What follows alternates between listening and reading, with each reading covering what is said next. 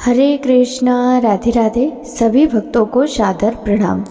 भक्तों, आज के इस वीडियो में हम जानेंगे पितृपक्ष कब से शुरू हो रहे हैं, पितृपक्ष की श्राद्ध की तिथियां, शादी पूजा विधि, पितृपक्ष में किस प्रकार तर्पण करें, क्या दान दें, क्या खाएं क्या ना खाएं, श्राद्ध का महत्व, नियम, सावधानियां। आज हम इस वीडियो में पितृपक्ष से जुड़ी सभी बातों के बारे में विस्तार पूर्वक चर्चा करेंगे। आपको एक ही वीडियो में संपूर्ण जानकारी मिलेगी। तो चलिए भक्तों, वीडियो शुरू करते हैं। अपने पितरों के लिए श्रद्धा से किए गए मुक्ति कर्म को श्राद्ध कहते हैं। उन्हें तृप्त करने की क्रिया को तर्पण कहा जाता है। तर्पण करना ही पिंडदान करना है। भाद्रपद की पूर्णिमा से अश्विन कृष्ण पक्ष की सर्वपितृ अमावस्या तक कुल 16 दिन तक श्राद्ध रहते हैं। इन 16 दिनों के लिए हमारे पितृ सूक्ष्म रूप से हमारे घर में विराजमान होते हैं। पितृपक्ष 29 सितंबर 2023 से 14 अक्टूबर तक चलेंगे। तो भक्तों, आइए ऐसे में जानते हैं इस वर्ष पितृपक्ष की तिथियां, श्राद्ध की विधि, नियम, मंत्र और कैसे करें पितरों को प्रसन्न। श्राद्ध के जरिए पितरों की तृप्ति के लिए भोजन पहुंचाया जाता है और पिंडदान व तर्पण कर उनकी आत्मा की शांति की कामना की जाती है। श्राद्ध से जो कुछ देने का हम संकल्प लेते हैं वह सब कुछ उन पूर्वजों को अवश्य प्राप्त होता है और पूर्वज परिवार को खुशहाली का आशीर्वाद देते हैं। जिस तिथि में जिस पूर्वज का स्वर्गवास हुआ हो उस तिथि को उनका श्राद्ध किया जाता है। जिनकी परलोक गमन की तिथि ज्ञान ना हो तो उन सबका श्राद्ध अमावस्या को किया जाता है। श्राद्ध की विधि, पौराणिक ग्रंथों के अनुसार श्राद्ध करने की भी विधि होती है। यदि पूरे विधि विधान से श्राद्ध कर्म ना किया जाए तो मान्यता है कि वह श्राद्ध कर्म निष्फल हो जाता है और पूर्वजी की आत्मा अतृप्त रहती है। शास्त्र सम्मत मान्यता यही है कि किसी सुयोग विद्वान ब्राह्मण के जरिए ही श्राद्ध कर्म, पिंडदान, तर्पण करवाना चाहिए। श्राद्ध कर्म में पूरी श्रद्धा से ब्राह्मणों को दान तो दिया ही जाता है, साथ ही यदि किसी गरीब जरूरतमंद की सहायता भी आप कर सकें तो बहुत पुण्य मिलता है। इसके साथ साथ गाय, कुत्ते, कौवे आदि पशु पक्षुओं के लिए भी भोजन का एक अंश जरूर डालना चाहिए। इन्हें भोजन डालते समय अपने पितरों का स्मरण करना चाहिए। मन ही मन उनसे श्राद्ध ग्रहण करने का निवेदन करना चाहिए। यदि संभव हो तो गंगा नदी के किनारे पर श्राद्ध कर्म करवाना चाहिए, नहीं तो घर पर इसे किया जा सकता है। जिस दिन श्राद्ध हो उस दिन ब्राह्मणों को भोज करवाना चाहिए। भोजन के बाद दक्षिणा देकर उन्हें संतुष्ट करें। श्राद्ध पूजा दोपहर के समय शुरू करनी चाहिए। योग ब्राह्मण की सहायता से मंत्रोच्चारण करें और पूजा के पश्चात जल से तर्पण करें। श्राद्ध का भोजन, श्राद्ध करने के लिए किसी ब्राह्मण को आमंत्रित करें, भोज कराएं और अपनी सामर्थ्य के अनुसार दक्षिणा भी दें। श्राद्ध के दिन अपनी सामर्थ्य या इच्छा अनुसार खाना बनाएं।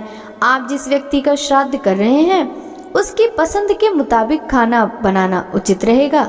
श्राद्ध के दिन लहसुन प्याज रहित सात्विक भोजन ही घर की रसोई में बनाना चाहिए, जिसमें उड़द की दाल, बड़े, चावल, दूध, घी से बने पकवान, खीर, मौसमी सब्जी जैसे तरोई, लौकी, सीतफल, भिंडी, कच्चे केले की सब्जी ही भोजन में मान्य है।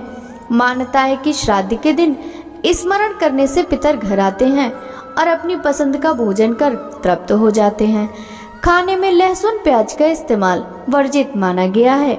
शास्त्रों में 5 तरह की बलि, 5 अंश बताई गई हैं। गौ बलि, कुत्ता बलि, काक बलि यानी कौवा बलि, देवादि बलि, पिपीलिका बलि यानी चींटी बलि। पितृपक्ष के उपाय बताया है कि श्राद्ध कर्म से पितृगण के साथ देवता भी तृप्त होते हैं। श्राद्ध तर्पण हमारे पूर्वजों के प्रति हमारा सम्मान है। इसी से पितृ ऋण भी चुकता है। श्राद्ध के 16 दिनों में अष्टमुखी रुद्राक्ष धारण करें। इन दिनों घर में 16 या 21 मोर के पंख अवश्य लाकर रखें। शिवलिंग पर जल मिश्रित दुग्ध अर्पित करें। घर में प्रतिदिन खीर बनाएं। भोजन में से सर्वप्रथम गाय, कुत्ते और कौवे के लिए ग्रास अलग से निकालें।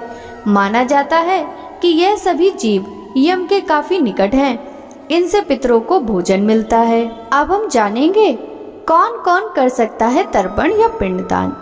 शास्त्रों के अनुसार पितृगणों का श्राद्ध कर्म करने के लिए वर्ष में 96 अवसर मिलते हैं। साल के 12 माह में 12 अमावस्या तिथि को भी श्राद्ध किया जा सकता है। श्राद्ध कर्म करने से 3 पीढ़ियों के पूर्वजों को तर्पण किया जा सकता है। श्राद्ध 3 पीढ़ियों तक होता है। श्राद्ध पुत्र, पोता, भतीजा या भांजा करते हैं। जिनके घर में पुरुष सदस्य नहीं हैं, उनमें महिलाएं भी श्राद्ध कर सकती हैं। पितृपक्ष में सभी तिथियों का अलग अलग महत्व है। जिस व्यक्ति की मृत्यु जिस तिथि पर होती है, पितृपक्ष में उसी तिथि पर श्राद्ध कर्म किए जाते हैं। तिथि के अनुसार श्राद्ध का महत्व। पूर्णिमा तिथि पर बताया जाता है कि जो पूर्णिमा के दिन श्राद्ध आदि करता है, उसकी बुद्धि, पुष्टि, स्मरण शक्ति, धारणा शक्ति, पुत्र, पौत्र आदि एवं ऐश्वर्य की वृद्धि होती है। वह पर्व का पूर्ण फल भोगता है। प्रतिपदा तिथि पर, प्रतिपदा तिथि धन संपत्ति के लिए होती है एवं श्राद्ध करने वालों को ही प्राप्त वस्तु नष्ट नहीं होती। जो सप्तमी को श्राद्ध आदि करता है, उसको महान यज्ञों के पुण्य फल प्राप्त होते हैं। अष्टमी तिथि, अष्टमी को श्राद्ध करने वाला संपूर्ण समृद्धियां प्राप्त करता है। नवमी तिथि, नवमी को श्राद्ध करने से ऐश्वर्य एवं मन के अनुसार अनुकूल चलने वाला स्त्री को प्राप्त करता है। दशमी तिथि का श्राद्ध मनुष्य ब्रह्मत्व की लक्ष्मी प्राप्त करता है। द्वादशी के दिन श्राद्ध से राष्ट्र का कल्याण तथा प्रचुर अन्न की प्राप्ति कही गई है। त्रयोदशी के श्राद्ध से संतति, बुद्धि, धारणा शक्ति, स्वतंत्रता, उत्तम पुष्टि, दीर्घायु तथा ऐश्वर्य की प्राप्ति होती है। एकादशी का श्राद्ध सर्वश्रेष्ठ दान भी माना जाता है। कहा जाता है कि श्राद्ध न किया जाए तो पितर गृहस्थ को दारुण शाप देकर पितृलोक लौट जाते हैं। एकादशी का श्राद्ध सर्वश्रेष्ठ दान है। वह समस्त वेदों का ज्ञान प्राप्त कराता है। उसके संपूर्ण पाप कर्मों का विनाश हो जाता है तथा उसे निरंतर ऐश्वर्य की प्राप्ति होती है। अब हम जानेंगे किस तिथि पर किनका श्राद्ध करें। पूर्णिमा तिथि से पितृपक्ष आरंभ होता है। प्रतिपदा तिथि पर नाना नानी के परिवार में किसी की मृत्यु हुई हो और मृत्यु तिथि ज्ञात न हो तो उसका श्राद्ध प्रतिपदा पर किया जाता है। पंचमी तिथि पर अगर किसी अविवाहित व्यक्ति की मृत्यु हुई हो तो उसका श्राद्ध इस तिथि पर करना चाहिए। अगर किसी महिला की मृत्यु हो गई है और मृत्यु की तिथि ज्ञात नहीं है तो उसका श्राद्ध नवमी तिथि पर किया जाता है। एकादशी पर मृत सन्यासियों का श्राद्ध किया जाता है। जिनकी मृत्यु किसी दुर्घटना में हो गई, उनका श्राद्ध चतुर्दशी तिथि पर करना चाहिए। सर्वपितृ मोक्ष अमावस्या पर ज्ञात अज्ञात सभी पितरों के लिए श्राद्ध करना चाहिए। जिनकी अकाल मृत्यु हुई हो, उनका श्राद्ध चतुर्दशी तिथि को किया जाता है। षष्ठी तिथि को श्राद्ध कर्म जो संपन्न करता है, उसकी पूजा देवता भी करते हैं। अब हम जानेंगे पितृपक्ष श्राद्ध की तिथियां।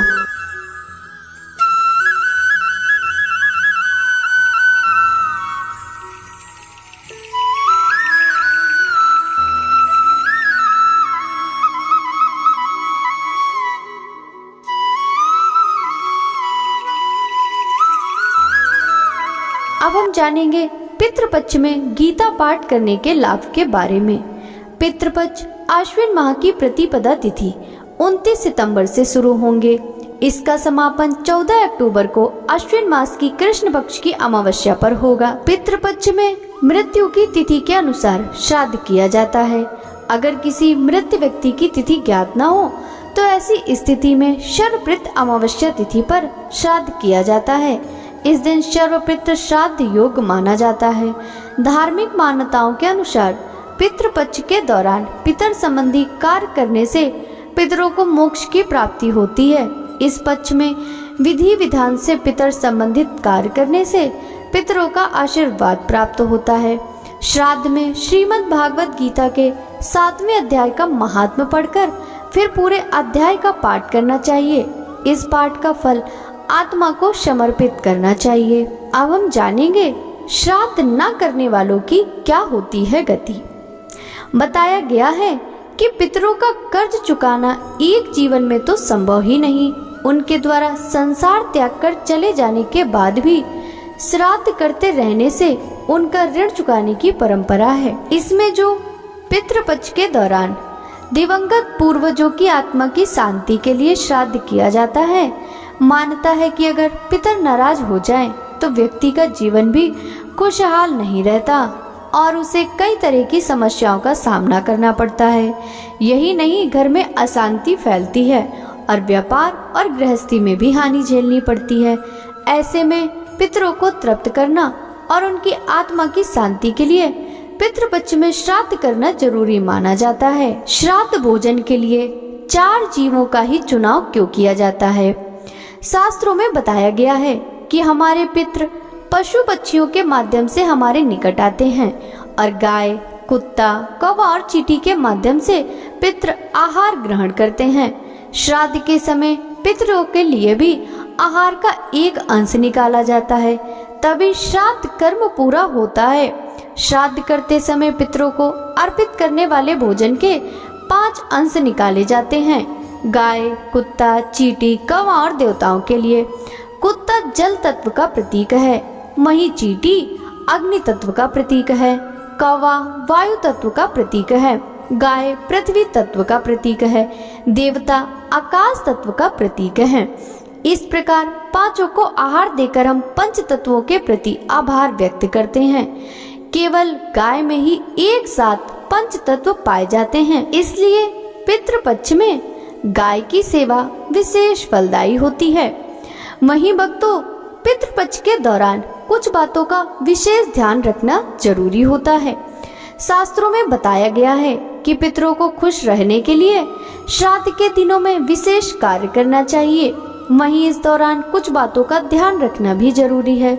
श्राद्ध करने के लिए ब्रह्म वैवर्त पुराण जैसे शास्त्रों में बताया गया है कि दिवंगत पितरों के लिए परिवार में या तो ज्येष्ठ पुत्र या कनिष्ठ पुत्र, और अगर पुत्र ना हो तो नाती, भतीजा, भांजा या शिष्य ही तिलांजलि और पिंडदान देने के पात्र होते हैं। पितरों के निमित्त सारी क्रियाएं गले में दाएं कंधे में जनेऊ डालकर और दक्षिण की ओर मुख करके की जाती हैं। कई ऐसे पितर भी होते हैं जिनके पुत्र संतान नहीं होती या फिर जो संतानहीन होते हैं। ऐसे पितरों के प्रति आदर पूर्वक अगर उनके भाई, भतीजे, भांजे या अन्य चाचा, ताऊ परिवार के पुरुष सदस्य पितृपक्ष में श्रद्धा पूर्वक व्रत रखकर पिंडदान, अन्नदान और वस्त्र दान करके ब्राह्मणों से विधि पूर्वक श्राद्ध कराते हैं तो पितर की आत्मा को मोक्ष मिलता है। आलू, मूली, बैगन, अरबी तथा जमीन के नीचे पैदा होने वाली सब्जियां पितरों को नहीं चढ़ती। श्राद्ध का समय हमेशा जब सूर्य की छाया पैरों पर पड़ने लग जाए, यानी दोपहर के बाद ही शास्त्र सम्मत है। सुबह सुबह अथवा 12 बजे से पहले किया गया श्राद्ध पितरों तक नहीं पहुंचता। पितरों के लिए श्रद्धा एवं कृतज्ञता प्रकट करने वाले को कोई निमित्त बनाना पड़ता है। यह निमित्त है श्राद्ध। पितरों के लिए कृतज्ञता के इन भावों को स्थिर रखना हमारी संस्कृति की महानता को प्रकट करता है। देव स्मृति के अनुसार श्राद्ध करने की इच्छा करने वाला व्यक्ति परम सौभाग्य पाता है। अब हम जानेंगे घर पर किस तरह से करें श्राद्ध। पितृपक्ष के दौरान रोजाना खीर बनाकर तैयार कर लें। इसके बाद गाय के गोबर के कंडे या उपले को जलाएं। पूरी तरह से जल जाने के बाद उस कंडे को किसी शुद्ध स्थान पर साफ बर्तन में रखकर खीर से आहुति दें। इसके साथ ही जल से भरा एक गिलास या लोटा रख लें। इस जल को अगले दिन किसी पेड़ की जड़ में डाल दें। भोजन में सबसे पहले गाय, काले कुत्ते और कौवे के लिए ग्रास निकालें और उन्हें खिलाएं। इसके बाद ब्राह्मणों को भोजन करवाएं। उसके बाद स्वयं भोजन करें। इसके बाद अपनी क्षमता अनुसार ब्राह्मण को दक्षिणा दें। पितृपक्ष के दौरान दान करना सर्वश्रेष्ठ माना जाता है।